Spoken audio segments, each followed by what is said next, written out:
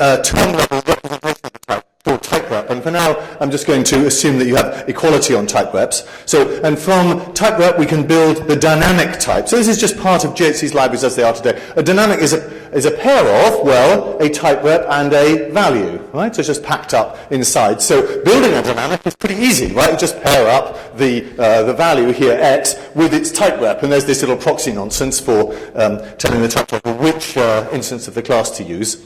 But unpacking dynamics is a little harder, right, isn't it? Because you've got to, when you unpack it, we're going to do a dynamic. Well, look at the type of from dynamic. It says, well, take a dynamic and give you not any old A, but a maybe A. And of course you have to, this only works if A is typeable, so that you can pass in the type representation for the type you're expecting, and then you can do a dynamic check. That's what dynamic's all about. Good?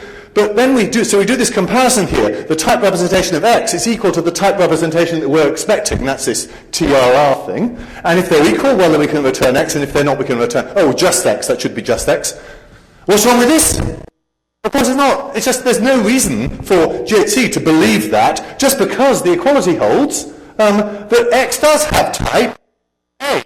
Right? It has this existentially quantified type, right? You with me?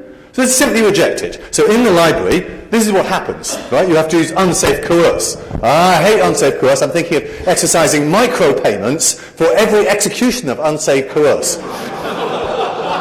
So that's going to put a lot of you out of business, right? So, but somehow comparing these type representations ought to tell us something, shouldn't it? When you compare the type representations, we then do know that the existentially quantified type of x really is the same as the thing from outside.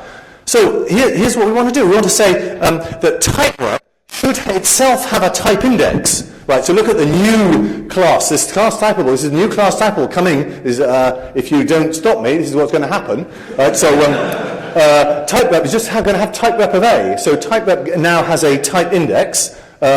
And the equality of a type rep, so rather than just being an instance of eq, there's this function eqt, which takes a type rep of A and type rep of B, and either returns nothing if the two type reps are of different types, or it returns just and then an equality proof. What's the equality proof? It's just this data type which exists today already, which has a single constructor REFL that tells you that two types are equal. And now we can do a type safe from dynamic, because what do? We just compare with eqt the type representation from inside and the one from outside. And if they're the same, then the type checker knows it. So this is a sound dynamic. And if we can build dynamics soundly, then I'm guessing that you can build a lot of other things soundly that you might want to build. So it's so this is the story, right? That I'm hoping that we can move from a sort of unindexed type rep to an indexed type rep. I think this will be useful. I know this will be useful for Cloud Haskell style applications and shrinking the trusted code base, right? The fewer places we have to do unsafe coerce, the happier we are.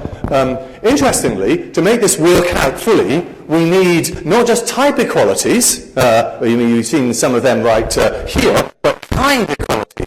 And we're landing in GHC when Richard Eisenberg finishes that, which won't be long. So, the reason for advertising to all of you now is that this is, I don't really know how widely used dynamics and type reps are. I'm writing a paper for Phil Wadler's Festschrift coming up about typed reflection. So I'm quite interested in finding out applications of typeable and dynamic. I'd like you to talk to me about them. Maybe you could in the breaks or afterwards, or email me or something.